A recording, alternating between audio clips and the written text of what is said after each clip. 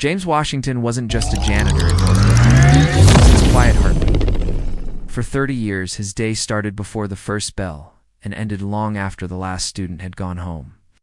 He knew the creak of every floorboard, the story behind every scuff mark on the gym floor, and the name of every kid who walked the halls. He'd offer a gentle smile to the nervous freshman and a quiet nod of encouragement to the stressed-out senior.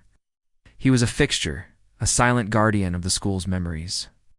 Among the students were the Kings, the school's celebrated basketball team, led by their star player, Chad.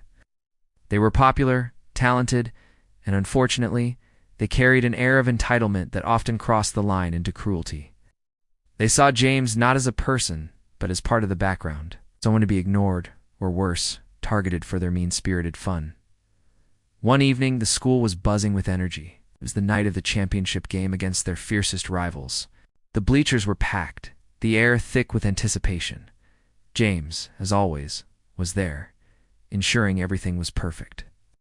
He'd just finished mopping a small spill near the locker rooms when Chad and his friends cornered him. "Hey, old man," Chad sneered, bouncing a basketball menacingly. "We need the gym to ourselves for a pregame ritual. It's top secret." James, ever patient, simply replied, "The gym is open, boys. Just be mindful of the floor. I just polished it for you." This calm response seemed to infuriate Chad. "You don't get it, do you? We need it empty. No spectators." With a shove, they pushed James into the small equipment storage closet adjacent to the gym. The heavy metal door slammed shut, and James heard the distinct, chilling click of a lock, followed by cruel laughter that faded as they walked away. The closet was pitch black and stuffy. Panic began to prickle at the edges of James's composure. He fumbled in his pockets for his phone, but he'd left it on his cleaning cart outside. He called out, his voice absorbed by the piles of old jerseys and deflated basketballs. "Oh." No one answered. The roar of the crowd from the gym was a muffled taunt, a reminder of the world just a few feet away, completely oblivious to his plight. As minutes turned into an hour, the sounds of the game ebbed and flowed. He could hear the squeak of sneakers, the shrill blast of the referee's whistle, and the thunderous cheers. He sat on a stack of floor mats, a profound sadness washing over him. For 30 years he'd poured his heart into this school, into these kids. He'd watched them grow up. He'd cleaned up their messes, celebrated their victories from the shadows, and felt a quiet pride in their achievements. And this was his reward. To be locked away like a piece of forgotten trash. The halftime buzzer sounded, a piercing shriek that seemed to echo the turmoil in his own heart. The muffled sounds of the crowd faded slightly as people presumably went for concessions. Despair began to set in. He was trapped, forgotten. He leaned his head against the cold metal door, feeling a tear trace a path down his weathered cheek. Meanwhile, in the brightly lit gymnasium, the halftime show was underway. The cheerleaders finished their routine to thunderous applause. The principal, Mr. Davison, walked to the center court, microphone in hand, for a special announcement. "Good evening, Northwood. What a game," he began, his voice booming through the speakers. "Before the second half begins, we have a very special presentation. As many of you know, for 30 years, we have had a man working behind the scenes. A man whose dedication and quiet strength have been the foundation of this school. A man who has polished this very floor more times than we can count, who has always been here with a kind word and a steady hand." The crowd murmured, curious. Up in the bleachers, a few teachers exchanged knowing glances. Mr. Davison continued, his voice growing warmer. "He has watched generations of students, including some of our parents here tonight, walk these halls. He is the unsung hero of Northwood High. Tonight, we want to honor him. This championship game is being played on a court that bears a new name. Look up." All eyes turned towards the rafters. 2 massive banners were unfurled, and a spotlight hit them, illuminating the freshly painted words on the court's sidelines. Gasps rippled through the crowd. In bold blue and gold letters it read, "The James Washington Court." The gymnasium erupted. The applause was deafening, a wave of sound far greater than for any three-pointer. It was a standing ovation, a roar of appreciation and love for the man they all knew, the man who was always there. Students, parents, and faculty were all on their feet cheering for their janitor. Back in the closet, the sound was overwhelming.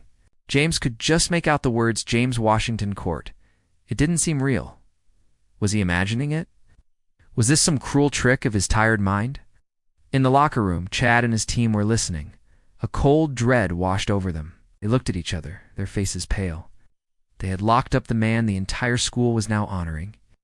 Their prank had spiraled into something monstrous. The principal's voice cut through the applause again. "Now, let's bring him out. Where's our man of the hour, Mr. James Washington?" The crowd surged, their cheers turning to confused murmurs. He wasn't in the stands, wasn't by the sidelines. Mr. Davison looked around, a puzzled expression on his face. "James? What? James, where are you?" Panic ignited in the locker room. Chad knew they had to do something.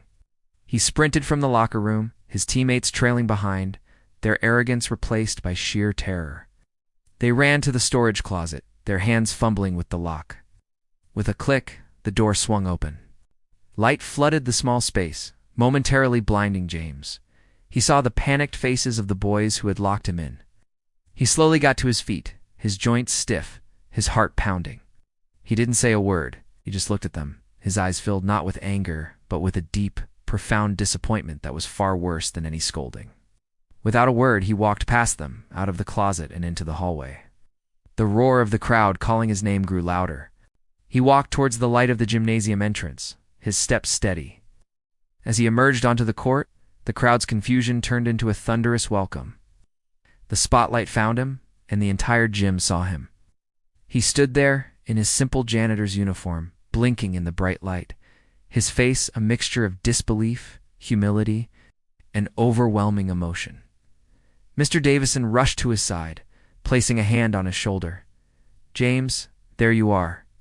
We were worried." James just shook his head, unable to speak, and pointed a trembling finger at the name on the court. Tears streamed freely down his face now, but they were no longer tears of sadness, were tears of gratitude, of being seen, truly seen, for the very first time. The crowd's cheers washed over him, a testament to a legacy built on quiet dignity and tireless service. Chad and his friends watched from the shadows of the hallway, invisible in the bright glare of the celebration. The trophy they desperately wanted to win suddenly seemed meaningless. They had been celebrated for their skill on the court, but tonight they understood that true honor, the kind that earns a standing ovation from an entire community, is won not through baskets and victories, but through character, kindness, and respect. In that moment, James Washington, the janitor, was the biggest king in the whole school. He wasn't just standing on the James Washington court. He was the spirit of it, a reminder that every person matters, and that a life of humble service can shine brighter than any spotlight. Thank you for watching. If this story moved you, please like, share, and subscribe for more content that inspires.